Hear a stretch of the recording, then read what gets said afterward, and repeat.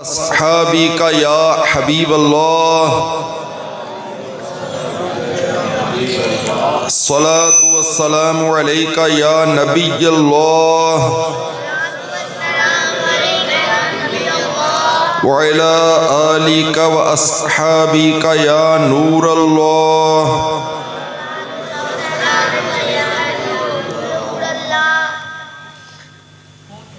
تاجدار مدینہ راحت قلب و سینہ ہم سب کے آقا صلی اللہ تعالی علیہ وآلہ وسلم کا فرمان عالی شان ہے.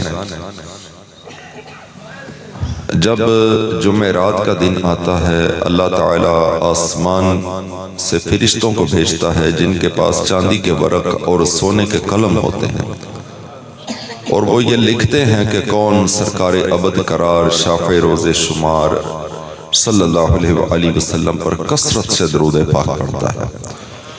حصول برکت کے لیے چند مرتبہ درود شریف پڑھ لیجئے. الصلاۃ والسلام علیک یا رسول اللہ وعلی آلک واصحابک یا حبیب اللہ. ذرا بلند آواز سے درود شریف. بیان کرنے لگا تھا سرکار کے معجزات وغیرہ، لیکن بچے بہت بیٹھے ہیں تو یعنی کہ نوجوان، میرا دل کرتا ہے ان کو والدین پر بیان کریں کیونکہ اصلاح کی بہت ضرورت ہے. والدین کے حوالے سے کیا فرماتے ہیں؟ بیان بدلنا تو بدل دیتا ہوں. بچے نوجوان بہت بیٹھے ہیں، یہاں اصلاح کی بہت حاجت ہے، تبلیغ کی حاجت ہے. ٹھیک ہے انشاءاللہ. صلو علی الحبیب صلی اللہ علی محمد صلی اللہ تعالی علیہ وآلہ وسلم. چند مرتبہ پھر درود شریف پڑھ لیجئے. الصلاۃ والسلام علیک یا رسول اللہ وعلی آلک واصحابک یا حبیب اللہ. الصلاۃ والسلام علیک یا نبی اللہ وعلی آلک واصحابک یا نور اللہ صلی اللہ علی محمد صلی اللہ علیہ وآلہ وسلم. پیارے پیارے اسلامی بھائیوں، اللہ تعالیٰ عز و جل نے قرآن پاک میں ارشاد فرمایا وَقَضَىٰ رَبُّكَ أَلَّا تَعْبُدُوا إِلَّا إِيَّاهُ وَبِالْوَالِدَيْنِ إِحْسَانًا إِمَّا يَبْلُغَنَّ عِندَكَ الْكِبَرَ أَحَدُهُمَا أَوْ كِلَاهُمَا فَلَا تَقُلْ لَهُمَا أُفٍّ وَلَا تَنْهَرْهُمَا وَقُلْ لَهُمَا قَوْلًا كَرِيمًا. اور تمہارے رب نے حکم فرمایا کہ اس کے سوا کسی کو نہ پوجو اور ماں باپ کے ساتھ اچھا سلوک کرو. اگر تیرے سامنے ان میں ایک یا دونوں بڑھاپے کو پہنچ جائیں تو ان سے ہوں اف تک نہ کہنا اور انہیں نہ جھڑکنا اور ان سے تعظیم کی بات کہنا. اب اس کی تفسیر سنیے. قاضی ثناء اللہ پانی پتی رحمت اللہ علیہ اس آیت کی تفسیر میں فرماتے ہیں عبادت کا معنی ہے انتہا درجے کی تعظیم، اور صرف وہی ذات عبادت کے لائق ہو سکتی ہے جس کی عظمت اور جس کے انعامات بے انتہا ہوں. پھر فرماتے ہیں ماں باپ کے ساتھ اچھا سلوک کرنے کا حکم اس لیے ہے کہ وہ پیدائش اور زندگی کے ظاہری سبب ہیں.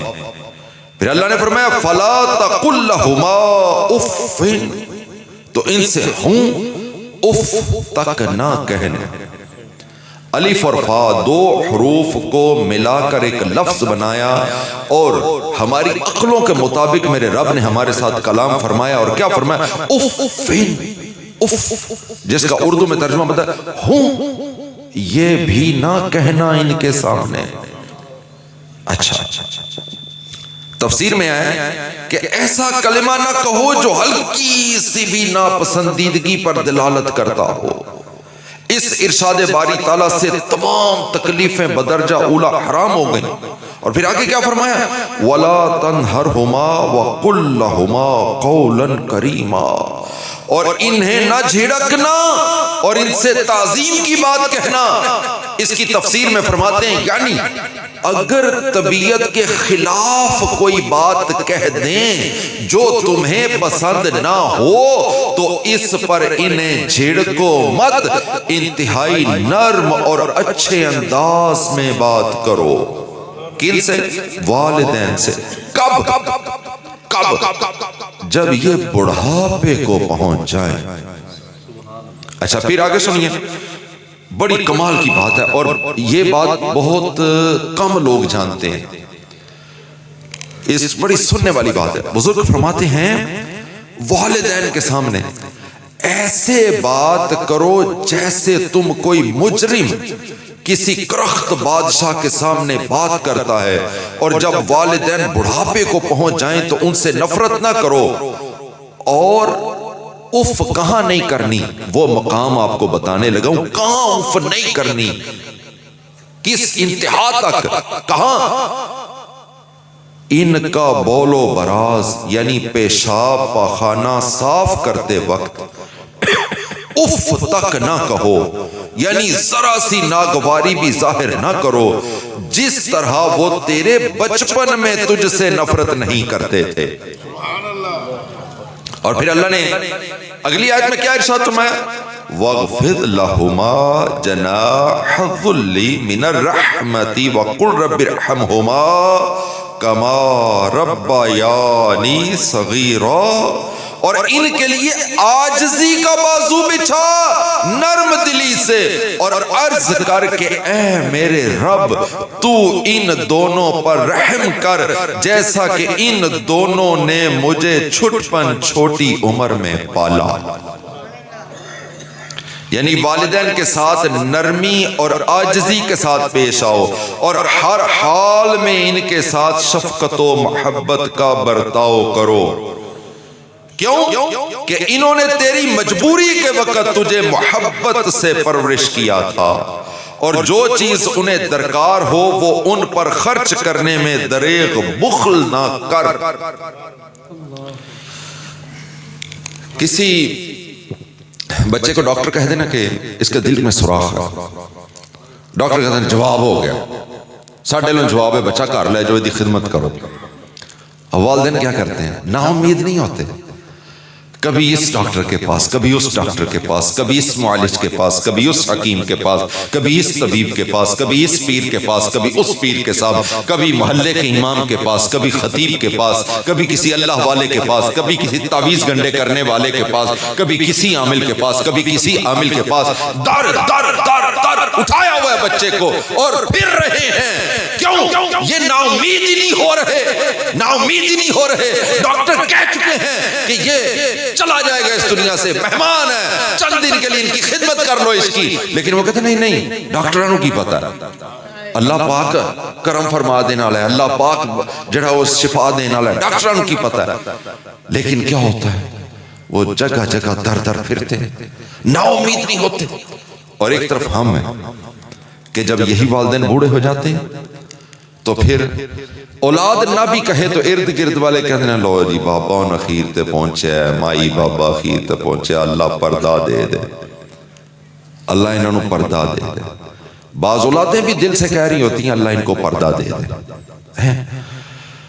سوچو کیا والدین نے بھی اس بچے کے بارے میں کہا تھا دل کے جس کے دل میں سوراخ تھا کہ یا اللہ اس کو پردہ دے دے؟ یہ فرق ہے والدین میں اور اولاد میں، یہ فرق ہے. اور پھر کیا فرمایا اللہ نے کہ ان کے ساتھ نرمی کا بازو بچھا. کب؟ جب یہ بڑھاپے کو پہنچ جائیں. اللہ تو جانتے ہیں نا کہ جب یہ بوڑھے ہو جائیں گے ایک ہی بات کو بار بار کریں گے، یہ بات بار ٹوکیں گے، جب یہ ٹوکیں گے روکیں گے، بار بار ایک ہی بات کو کریں گے، یہ بار بار اپنی جوانی کے قصے سنائیں گے، یہ بار بار اپنے تجربات کو دہرائیں گے، یہ بار بار اپنے مشاہدات کو دہرائیں گے، یہ بار بار کہیں گے کتنے چل رہا ہے؟ ویاہ تے چلے ہیں، کی دینا ہی ابا جی 5000 دن وہ چھڑ پرا کی کرنا ہے دے 1000 روپیہ بڑا ہے.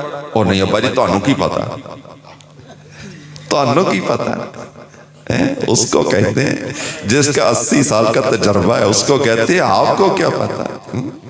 استغفر اللہ. اور پھر سجاتے ہیں والدین کو، سجاتے ہیں کیا؟ آپ بوڑھے ہو گئے ہیں. یہ جب آپ کہتے ہیں نا آپ بوڑھے ہو گئے ہیں، آپ کو کیا پتہ ہے؟ اس کا مطلب یہ ہوتا ہے اولاد اعلان کر رہی ہے کہ اسی تہاڈا تختہ الٹ دیتا ہے، ہن اسی بادشاہ، ہن تسی بادشاہ نہیں ہو. یہ جب کہتے ہیں نا کہ ابا جی آپ کو کیا پتا ہے، یہ حقیقت میں آپ حقیقی طور پر اپنے ابا جی کو ابا جی ماننے سے انکار کر رہے ہیں،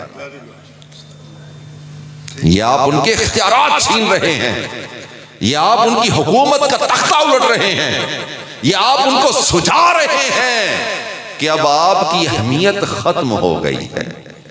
یاد رکھنا، جب کسی بھی انسان کو یہ جتلا دیا جائے نا کہ تمہاری اہمیت ختم ہو گئی ہے، وہ اندر ہی اندر مرنے سے پہلے مر جاتا ہے، وہ اندر ہی اندر مرنے سے پہلے مر جاتا ہے۔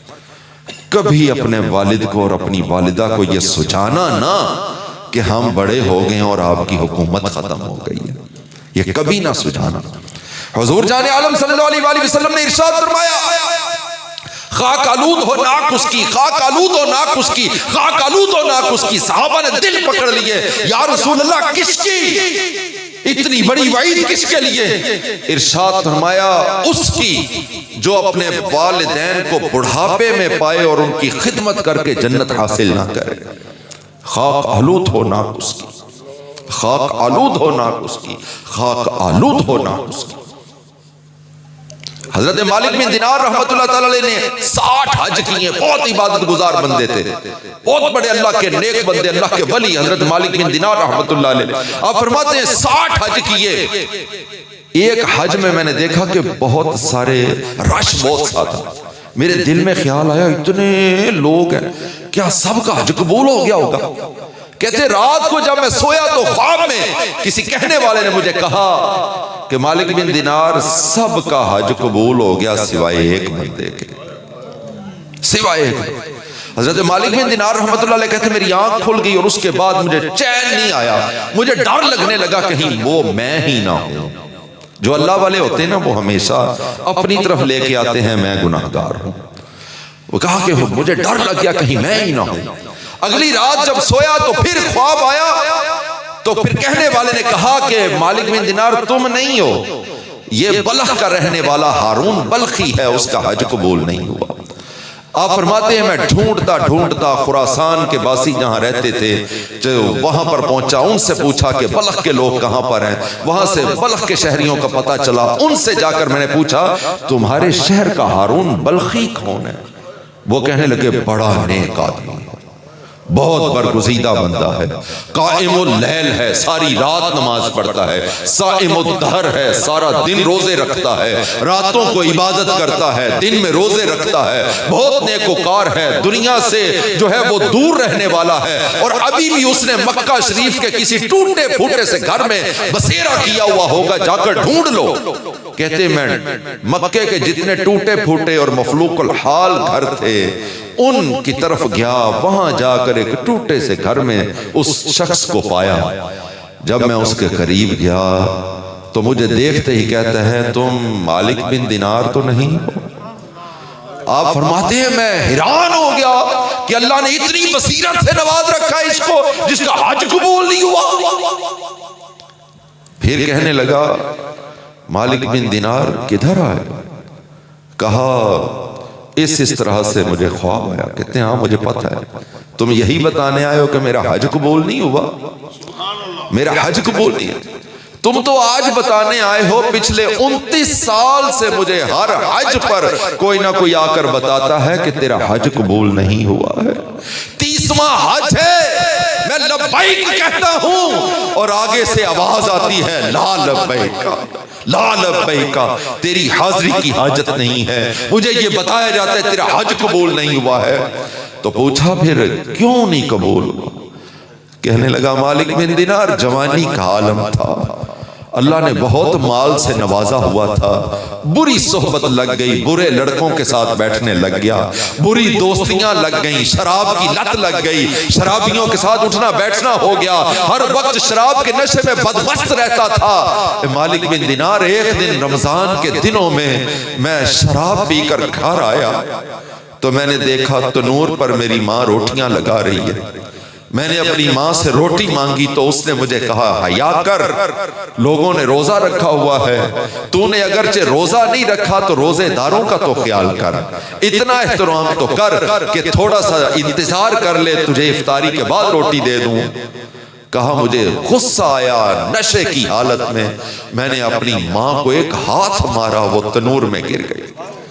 ماں کی چیخیں تو بلند ہوئیں، میں شراب کے نشے میں اس قدر بدمست تھا۔ یاد رکھنا یہ شراب کا نشہ اس قدر مہلک ہے کہ اس کے سامنے ماں آ جائے، بہن آ جائے، یہ انتھا نشہ ہوتا ہے۔ ایک ضمناً یہ بات عرض کر دوں، ایک بار ایک شرابی زمین پر تھا، زمین پر شراب کے نشے میں بدمست پڑا ہوا تھا، اور کیا ہوا کہ اس کے منہ کے اندر سے جھاگ باہر نکل رہی ہے۔ ایک کتا آیا اور اس نے آ کر اپنی زبان کے ساتھ اس کے منہ کو چاٹنے لگ گیا۔ اب وہ اس قدر نشے میں بدمست تھا وہ شرابی کہ وہ کتے کو کہتا ہے، اے آقا اپنا رومال خراب کیوں کرتا ہے؟ مت پوچھ میرا منہ اپنے رومال سے۔ کتے کو آقا کہنے والا اور اس کی زبان کو رومال سمجھنے والا، یہ حالت ہوتی ہے شرابیوں کی۔ جی ہاں، لوگ اس میں بڑا کریز سمجھتے ہیں اور بڑا بتا کر کہتے ہیں میں نے ڈرنکنگ کی تھی، میں فلاں کے ساتھ ڈرنکنگ کرتا ہوں، میں فلاں کے ساتھ ڈرنکنگ کرتا ہوں، میں نے یہ ڈرنک کیا، میں نے وہ ڈرنک کیا، میں نے فلاں قسم کی شراب پی، میں نے فلاں۔ لوگوں کو بتاتے پھرتے ہیں۔ یاد رکھنا جب شراب کے نشے میں بدمست ہوتے ہو تو تمہارے سامنے کتا بھی آ جائے تو اس کو آقا سمجھتے ہو، اور بہن بھی سامنے آ جائے تو شراب کا نشہ ایسا بدمست اور ایسا بد حیا نشہ ہوتا ہے کہ بہن کی جو حیا ہے وہ حیا بھی ختم ہوتی آنکھوں سے۔ تو باہر اس شرابی نے کیا کہا؟ اس نے کہا کہ میں نے شراب بھی رکھی تھی، میری ماں چیختی رہ گئی، میں اندر گیا، دھڑام سے بستر پر گرا اور سو گیا، مجھے ہوش نہیں رہا۔ ایک دو بار رات کو مجھے جاگ آئی، شور سنا میں نے باہر، مگر نشہ اتنا تھا کہ اٹھنے کی ہمت نہ پڑی، میں پھر سو جاتا۔ صبح اٹھا تو بیوی کپڑے باندھ رہی تھی، اس کو دیکھ کر کہا کیا تیاریاں کر رہی ہو؟ کہنے لگی تیاری کیا کرنی ہے، میں جا رہی ہوں اپنے میکے پر، جو اپنی ماں کا نہ ہو سکا میرا کیا ہوگا؟ پوچھا کیا ہوا؟ کہنے لگی یاد نہیں تو نے رات اپنی ماں کو ہاتھ مارا، وہ تنور میں گری، وہ مر گئی تھی۔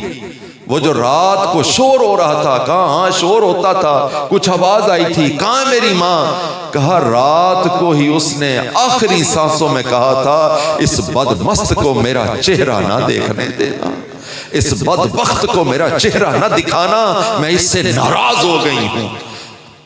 لوگوں نے اس کی وصیت کے مطابق رات کو ہی اس کے مرنے کے بعد اس کو دفن کر دیا۔ کہا مالک بن دینار، جب میری ماں مر گئی تو پھر مجھے خیال آیا کہ تو کیا کر بیٹھا، مرنے کے بعد ہی پتا چلتا ہے ان کی اہمیت کیا ہے۔ کہا مالک بن دینار مرنے کے بعد مجھے احساس ہوا کیا کر بیٹھا۔ مالک بن دینار پھر مجھے اتنی ندامت ہوئی کہ میرے ہاتھ میں کلہاڑی آئی، میں نے سب سے پہلے اپنا وہ ہاتھ کاٹا کہ جس سے میں اپنی ماں کو مارا تھا، جس سے، اور پھر اس ہاتھ کو دیکھا تو اس نے ایسے سنگلی ڈال کر نہ ہڈی میں پرو کر کے ایسے اپنی گردن کے ساتھ باندھا ہوا تھا۔ کہا مالک بن دینار میں نے اپنے آپ کو سزا دے رکھی ہے، مگر مالک ہے کہ معاف نہیں کر رہا۔ 30 برس ہو گئے ہیں مجھے اس کا دروازہ کھٹکھٹاتے ہوئے، لبیک کہتے ہوئے مجھے 30 برس ہو گئے ہیں۔ میں دنوں کو روزے رکھتا ہوں، راتوں کو جاگتا ہوں، حج پہ حج کرتا چلا جا رہا ہوں، پر مالک بن دینار میرا اللہ راضی نہیں ہو رہا، میرا اللہ راضی نہیں ہو رہا۔ اے مالک بن دینار میرے لیے دعا کر، اللہ مجھے بخش دے۔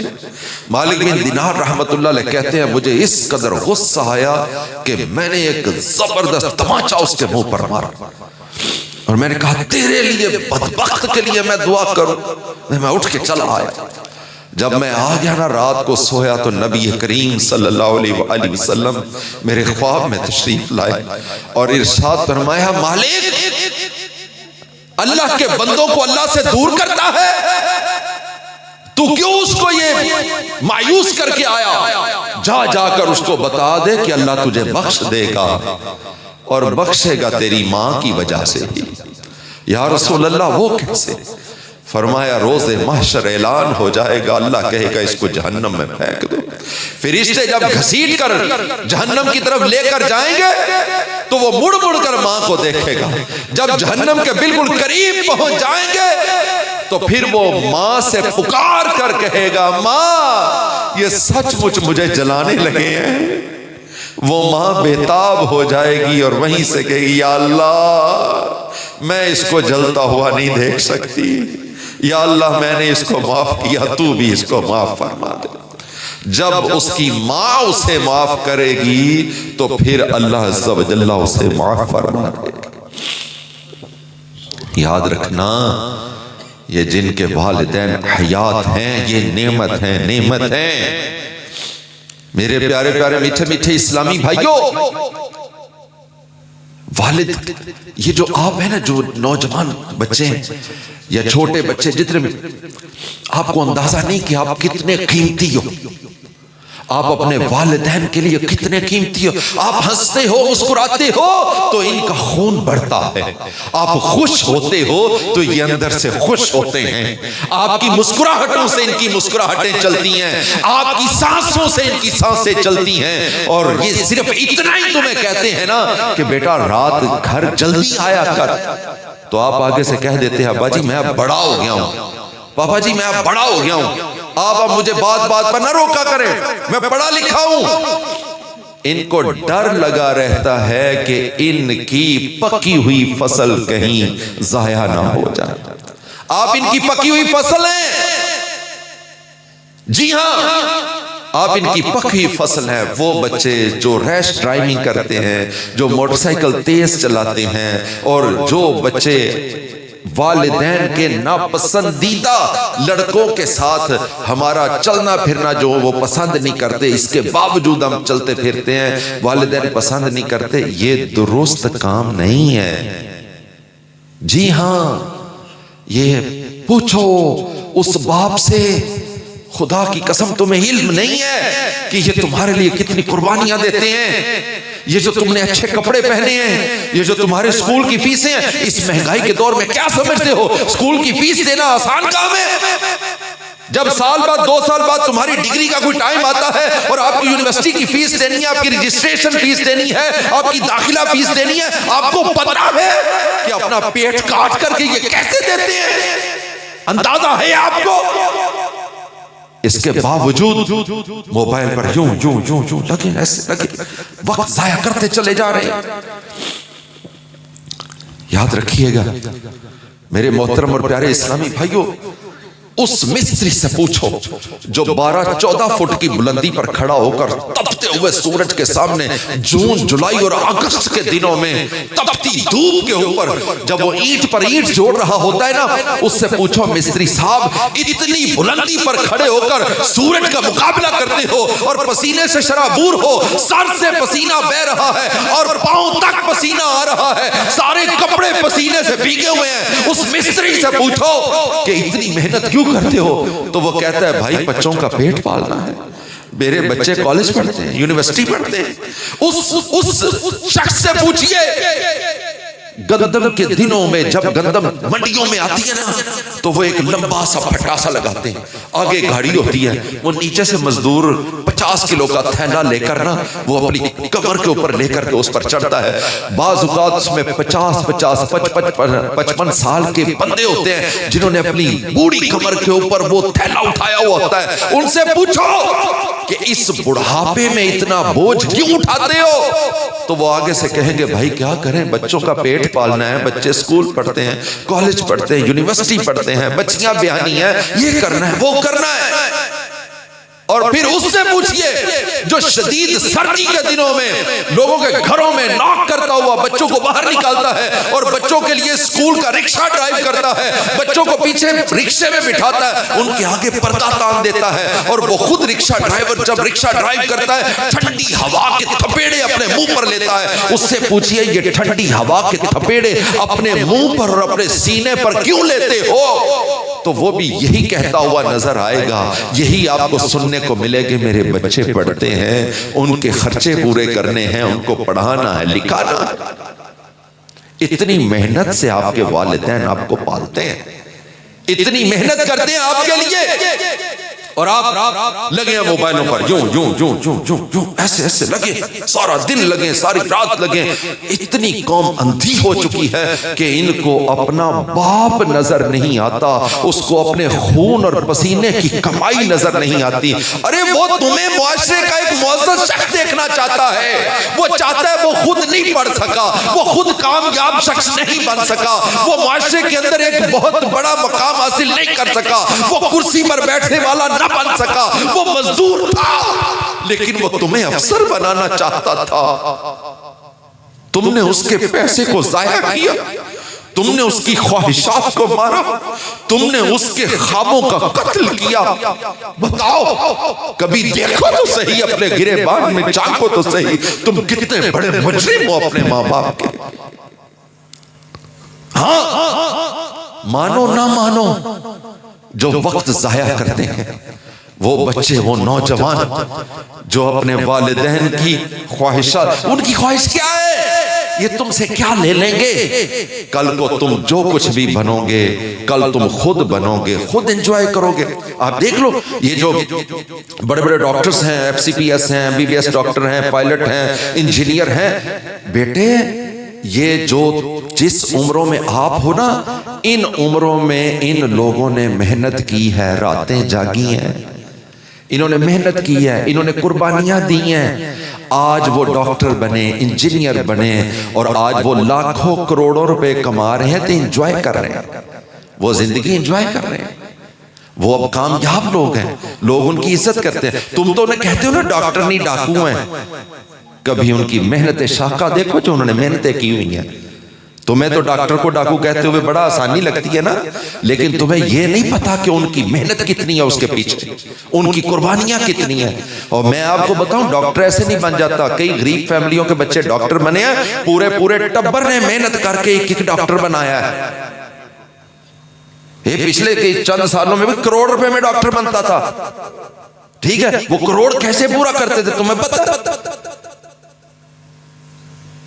قربانی دینی پڑتی ہے. آج قربانی دے لو، کل کامیاب ہو جاؤ گے. اور اگر آج قربانی نہیں دو گے تو کل کے مستری، مزدور، ریڑی بان اور بلدیہ والے تمہارے پیچھے پیچھے یہ پھر ہوگا.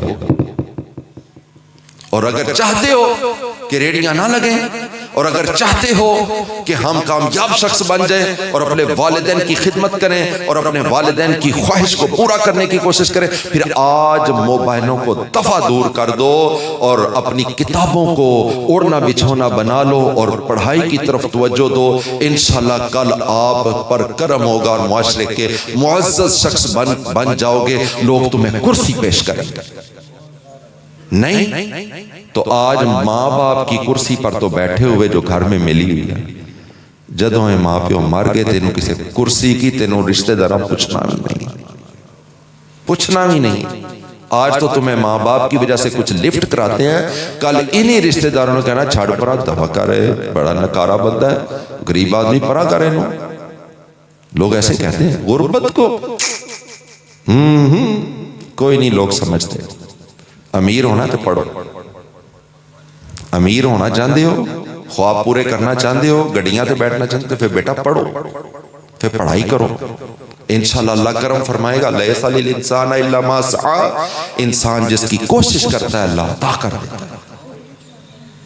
حضور جان عالم صلی اللہ علیہ وآلہ وسلم نے ارشاد فرمایا جو اپنے والدین کے لیے دعا کرنا ترک کر دے، اللہ تعالیٰ عز و جل دنیا میں اس کا رزق قطع کر دیتا ہے.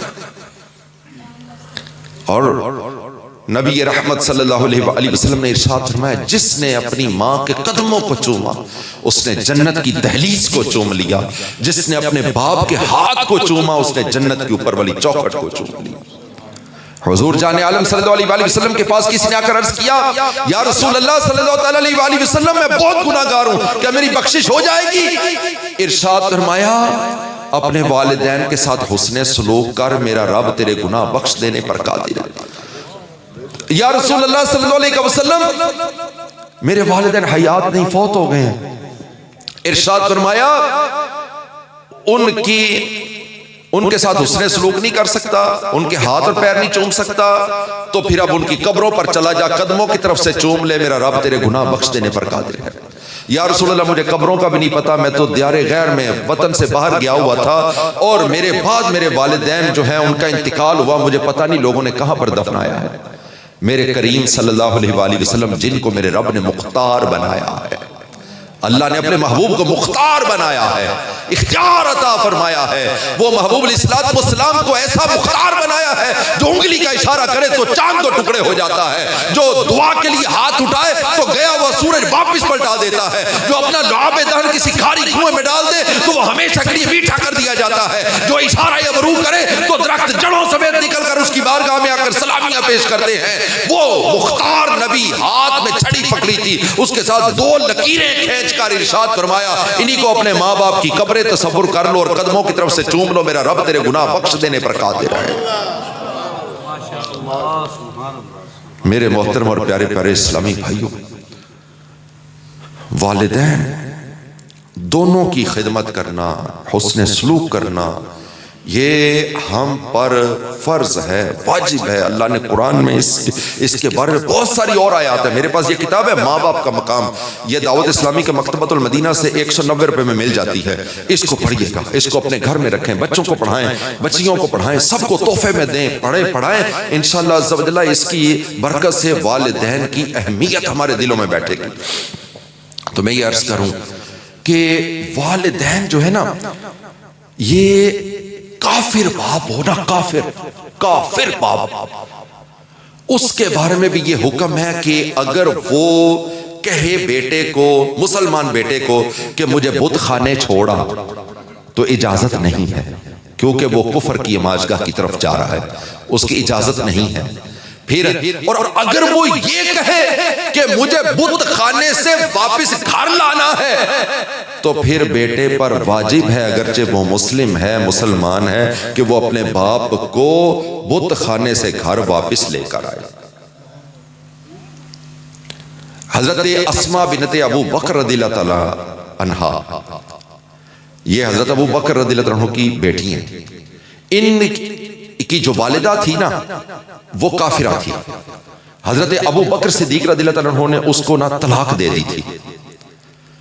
اب حضرت اسماء بنت ابو بکر رضی اللہ عنہ مدینہ پاک میں ایک دن حضور کے پاس آئیں اور آ کر عرض کیا یا رسول اللہ میری ماں آئی ہے مکے سے، اور آپ کو تو پتہ ہے وہ کافرہ ہے، میں نے اس کو گھر میں نہیں داخل ہونے دیا، یا رسول اللہ وہ میرے لیے تحفے لے کر آئی ہے، میں نے تحفے بھی نہیں لیے، مجھے کیا کرنا چاہیے؟ حضور علیہ الصلوۃ والسلام نے ارشاد فرمایا اسے گھر میں بھی آنے دو، تحفے بھی لے لو، اور اس کے ساتھ بھی حسن سلوک کرو تاکہ وہ اسلام کے قریب آئے۔ والدین کافر بھی ہوں تو اگر وہ آپ کو یہ دین کے خلاف آپ کو نہ اکسائیں تو ویسے ان کی خدمت کرنا بھی آپ پر واجب ہے۔ اگر کافر ہوں تو یہ ہمارے ماں باپ تو مسلمان ہیں، پکے سچے سنی عاشق رسول، 11ویں 12ویں منانے والے ہیں، تو پھر ان کا ادب و احترام اور ان کے ساتھ حسن سلوک کس قدر جو ہے وہ ہمیں کرنا چاہیے۔ نبی کریم صلی اللہ علیہ وآلہ وسلم نے ارشاد فرمایا کہ باپ جنت کے بیچ کے دروازوں میں سے ہے، چاہو تو پالو چاہو تو کھو دو۔ حضور علیہ الصلوۃ والسلام نے ارشاد میں باپ کی رضا میں اللہ کی رضا ہے۔ اللہ قرآن میں کیا فرماتا ہے؟ رضوان من اللہ اکبر، اللہ کی رضا سب سے بڑی ہے، اور حضور فرماتے ہیں باپ کی رضا میں اللہ کی رضا ہے، اور باپ کی ناراضگی میں اللہ کی ناراضگی۔ جس کے ساتھ اس کا باپ ناراض ہو گیا رب ناراض ہو گیا۔ تو میرے محترم اور پیارے پیارے اسلامی بھائیوں، پھر کرے کیا؟ والدہ کو خدمت میں ترجیح دیں، دبانے میں، خدمت کرنے میں، اور والد کو تعظیم و توقیر میں ترجیح دیں، تعظیم و توقیر میں ترجیح دیں۔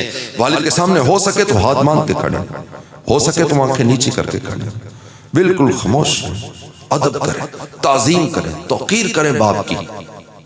یہ حکم ہے، یہ حکم ہے ہمیں۔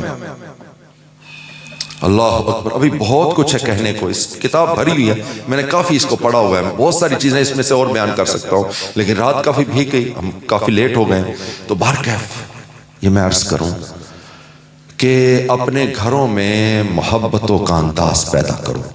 وہ کیسے؟ والدین کے ساتھ حسن سلوک کرو، اپنی والدہ کے قدم چومو اور والد کے ہاتھ چومو، انشاءاللہ عز و جل میرا حسن ظن ہے کہ جو صبح اپنی ماں کے قدم چوم کر اور باپ کا ہاتھ چوم کے گھر سے نکلے گا نا، مجھے امید ہے کہ وہ کامیابیاں ہی حاصل کرے گا، کبھی ناکام نہیں لوٹے گا انشاءاللہ عز و جل۔ یہ معمول بنا لیجیے، صبح بھی اور شام کو بھی، گھر آؤ تو سب سے پہلے یہ کام کرو، گھر سے جاؤ تو جاتے ہوئے کر کے جاؤ۔ اچھا، ماں کے قدم بہت سارے لوگ بھی چوم لیتے ہیں، اس میں کوئی شک نہیں، چومنے بھی چاہیے، کیونکہ باپ کے ساتھ ایک خاص قسم کا کچھ حجاب ہوتا ہے، باپ کماتا ہے، وہ گھر لاتا ہے، والدہ کے ذریعے سے سب کو ملتا ہے، اولاد ماں کے ساتھ ذرا زیادہ مانوس ہوتی ہے، وہاں پر ذرا فرینک ہوتی ہے، آسانی سے قدم بھی چوم لیتی ہے اور سارے ترکیب بن جاتی ہے۔ باپ سے نا کچھ حجاب ہوتا ہے، تھوڑی سی جھجک ہوتی ہے، اس کو اڑا دو۔ میں گزارش کروں گا سارے دوست ایک طرف، اپنا سب سے بڑا دوست اپنے والد کو بنا لو، کامیاب ہو جاؤ گے۔ اور والد کو بھی چاہیے کہ اپنی اولاد کو دوست بنا لے، تاکہ وہ آسانی سے اپنی ساری بات باپ سے کہہ سکے۔ جب اولاد کو اس قدر آپ اختیار دے دیں کہ وہ آسانی سے آپ کو اپنی بات کہہ سکے، تو بہت ساری قباحتوں سے بچ جائے گا۔ اور اگر بچے نے اتنا ترا کے رکھیا کہ وہ اپنی گل ہی نہ تو دس سکے، تو بہت سارے بار غلط کام کر کے آئے گا، ڈردا ہویا تو نہیں دسے گا، پھر تو باہروں علامہ آئے گا، پھر تسی کہو گے اے تو علامے لے کے آندا ہے۔ تو اس تو بہتر ہے سی کہ تسی انہوں شروع تو ہی دوستانہ ماحول دے دیندے، اے تہاڈا دوست بن جاندا تے آسانی نال اپنی گل تانوں کہن جوگا ہو جاندا۔ ٹھیک ہے، تو میں یہ عرض کروں گا کہ آج سے نیت کر لیں، اپنے والد صاحب کے ہاتھ چومیں گے انشاءاللہ، والدہ کے قدم بھی چومیں گے۔ اچھا، کوئی ایسے خوش نصیب بھائی ہوں جن کے والد صاحب یہاں پر بیٹھے ہوئے ہوں، تو وہ حدیث پر عمل کرنے کی نیت سے ابھی اٹھیں اور اپنے والد صاحب کے ہاتھ چوم لیں، تاکہ یہ جو وہ جھجک ہے وہ تو اڑ جائے۔ کیا فرماتے ہیں؟ ہونا چاہیے نا ایسا، جن کے والد صاحب یہاں پر بیٹھے ہیں وہ اٹھیں، بالکل شرمائے نہ۔ لوگ گانے گاتے ہوئے نہیں شرماتے، سود کھاتے ہوئے نہیں شرماتے، لوگ قتل کرتے ہوئے نہیں شرماتے، گندے جوئے کھیلتے ہوئے نہیں شرماتے، سگے باپ کا ہاتھ چومتے ہوئے کیوں شرمائے؟ ماشاءاللہ، وہ نوید بھائی کے بھی ہاتھ چومیں گے، ماشاءاللہ، مرحبا، ماشاءاللہ۔ اور بھی اٹھے اپنے والد کو ڈھونڈیں اور ان کے ہاتھ چومیں، ماشاءاللہ، مرحبا۔ ہاں، اب جا کر چوم لینا، ابھی بعد میں چوم لینا جا کر، ماشاءاللہ۔ آپ تو چومتے ہی رہتے ہیں، ماشاءاللہ، ماشاءاللہ۔ اور بھی چوم رہے ہیں ہاتھ، ماشاءاللہ، مرحبا، ماشاءاللہ۔ آجے شرمانا نہیں، اس شرم مکانا سے میں کام کرنا ہونا، مجمع دے وچ جدو کام ہو جائے بعد پھر ہو ہی جانا ہوتا۔ ماشاءاللہ، مرحبا، مرحبا، ماشاءاللہ۔ آپ کے پاپا ہی مجھے کہہ رہے تھے میں نیچے جا کر اپنے ابو کے چوموں، تو میں نے ان کو روکا، میں نے کہا بعد میں انشاءاللہ۔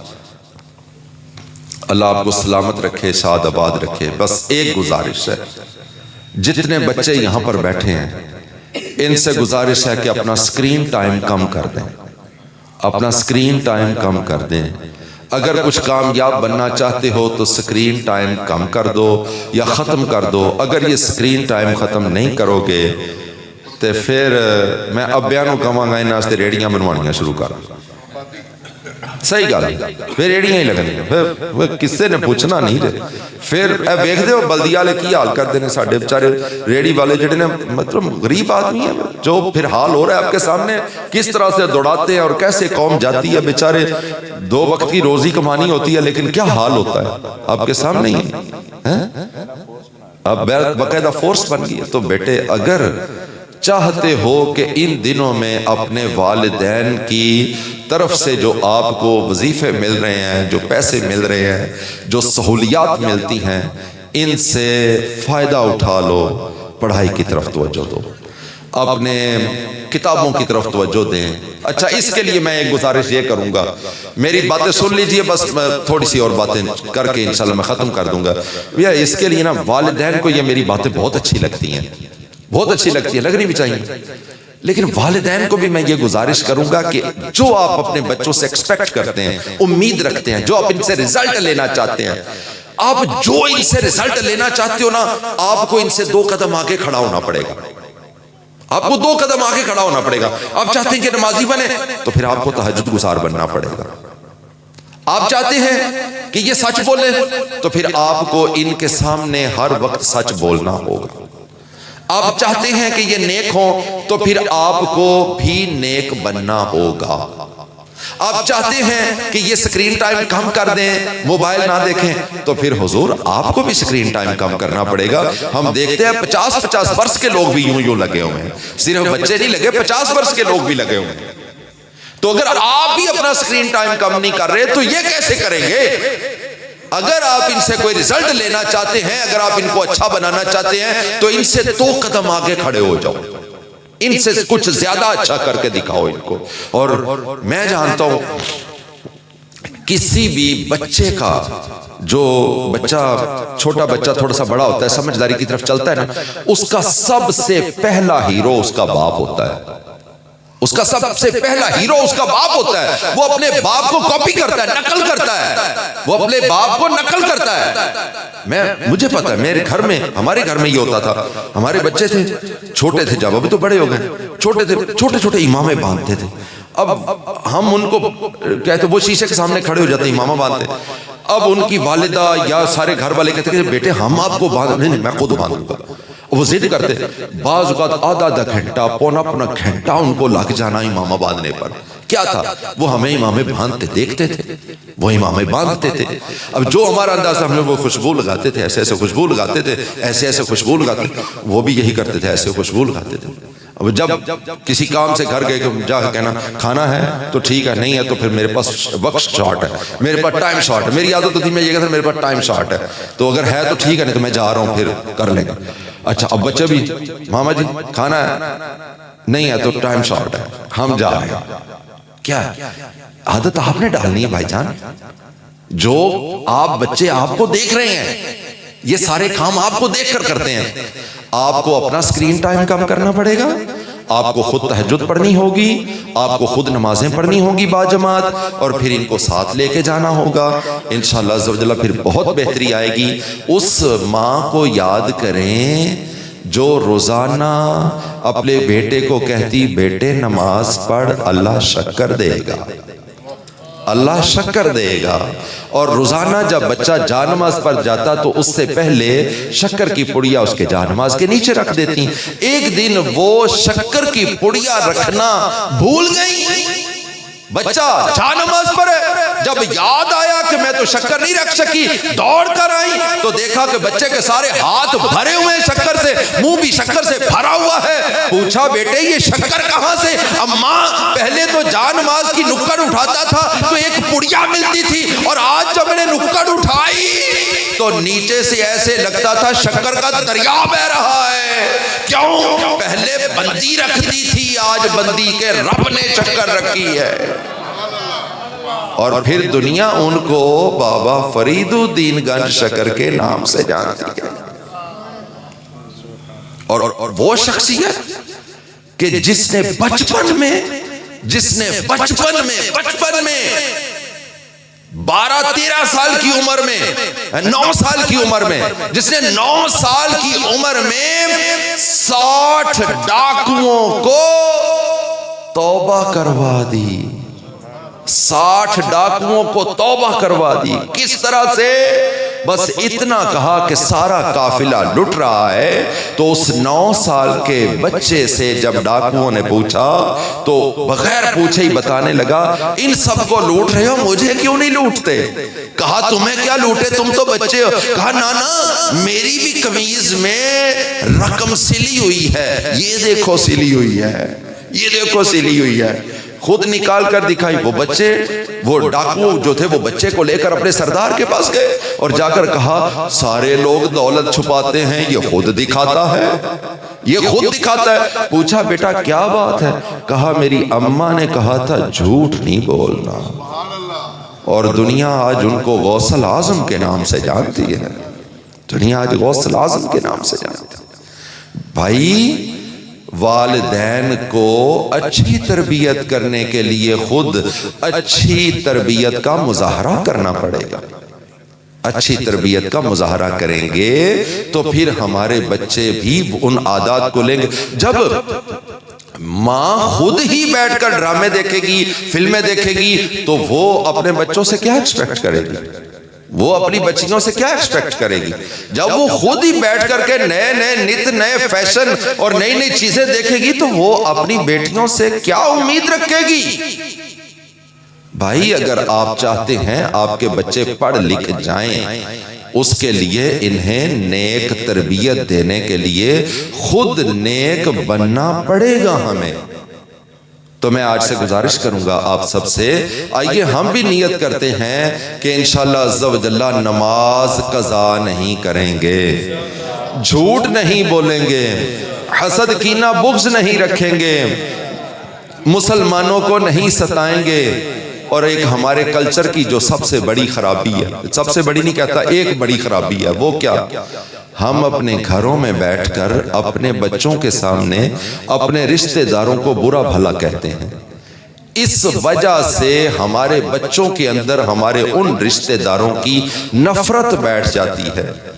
اور پھر یہ نفرت جب شروع سے ہی ہم تربیت کر کے ان کے دلوں میں بٹھا دیتے ہیں تو وہ بڑوں کے لیے وہ سہانے روح بن جاتے ہیں. وہ بڑوں کے بے ادب ہم خود بناتے ہیں، بڑوں کے بے ادب ہم خود بناتے. کیوں؟ ہم بڑوں کی برائیاں ان کے سامنے کرتے ہیں، جس کی وجہ سے ان کے دلوں کے اندر سے بڑوں کا ادب ختم ہو جاتا ہے.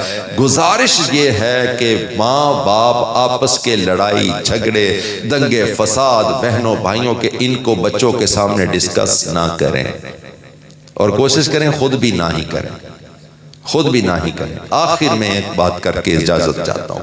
مجھے انہوں نے کہا تھا غوث پاک کے بارے میں ذکر کرنا ہے، تو غوث پاک کی میں صرف آپ کو ایک ہی بات بتاتا ہوں کہ جب آپ کی گھر والی بیمار ہو جاتی، غوث پاک کے بچوں کی امی بیمار ہو جاتی، تو غوث الاعظم خود گھر میں جھاڑو دے دیا کرتے، غوث الاعظم خود گھر کے کام کر دیا کرتے. یہ انداز ہے نیک لوگوں کا. تو آئیے ہم بھی اپنے انداز بدلنے کی کوشش کریں، اپنے گھروں کے اندر دوستانہ ماحول بنائیں، اپنے گھروں کے اندر نیک لوگوں والا ماحول بنائیں. تو تکار ابے تبے لڑائیاں جھگڑے کوسنے اور اس طرح کی چیزیں ان کو دور کرنے کی کوشش کریں، محبتوں کو عام کریں. اللہ پاک عز و جل ہمیں عمل کی توفیق عطا فرمائے. ہر جمعرات کو بعد از نماز مغرب یہ آپ کے بالکل قریب فیضان مدینہ میں دعوت اسلامی کا ہفتہ وار اجتماع ہوتا ہے، اس میں آپ سے گزارش ہے ضرور شرکت فرمایا کریں. انشاءاللہ نیکیوں کا ڈھیر و خزانہ آتا ہے گا. آمین بجاہ النبی الامین صلی اللہ علیہ وآلہ وسلم.